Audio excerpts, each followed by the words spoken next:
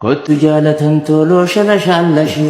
kottu shamizeeto loo shalashallashi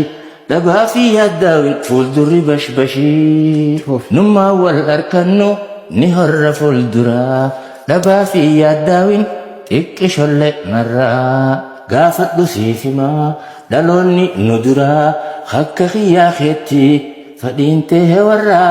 meeqaa tamtu jira ballo addunyaarraa ilillee faayooy na barbaadime sumaan barbaada yaadaan rakkame karaarra deemeetiin harku laalame dhiiroo akkanumaa meeyaanni baananii waa gaariin lameen wal barbaadanii harar jirti jechaa naa tilmaamanii dhaqeetiin laalame adareessanii waasi maleen qabu an hiriyyaa biraa halkanii fi guyyaas tolubbuun si biraa